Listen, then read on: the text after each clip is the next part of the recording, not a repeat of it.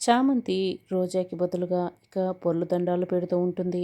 అప్పుడే అటుగా వెళ్తున్న దీక్ష, అదేంటి రోజా పొర్లు దండాలు పెట్టకుండా ఈ చామంతి పెడుతోంది అని చూసి ఇక రమాదేవికి చెప్పడానికి పరిగెత్తుకొని రమాదేవి దగ్గరికి వెళ్తుంది. అత్తయ్య అత్తయ్య అని ఆయాసపడుతూ మాట్లాడుతూ ఉంటుంది. ఏమైంది అని రమాదేవి అడుగుతూ ఉంటుంది. అత్తయ్య, మీరు రోజాని కదా పొర్లు దండాలు పెట్టమన్నారు, కానీ ఆ రోజాకు బదులుగా ఆ చామంతి పొర్లు దండాలు పెడుతోంది అని దీక్ష ఇక అసలు విషయం చెప్పేస్తుంది. ఇక ప్రేమ్, రమాదేవి అందరూ కూడా కోపంగా చూస్తూ ఉంటారు. ఎక్కడ చామంతి అని ఇక కేక పెడుతూ ఉంటుంది. మరుక్షణం చామంతి రమాదేవి ముందు నిల్చుంటుంది. ఏంటి, రోజాకి పొర్లు దండాలు పెట్టకుండా రోజాకు బదులుగా నువ్వెందుకు పెడుతున్నావు అని రమాదేవి చామంతి చెంప పగలగొడుతుంది.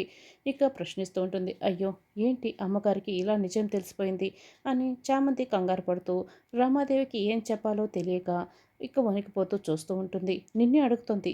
రోజా ఎక్కడ? రోజా పెట్టకుండా నువ్వెందుకు పూల దండాలు పెడుతున్నావు అని రమాదేవి ఇక ప్రశ్నిస్తూ ఉంటుంది. రోజా గుడి చుట్టూ ప్రదక్షిణలు చేస్తూ ఉంటుంది. అక్కడే కూర్చున్న రామచంద్రయ్య, ఎవరబ్బా రోజాలా ఉంది అని వెనకే పరుగులు పెడుతూ చూడ్డానికి వస్తూ ఉంటాడు.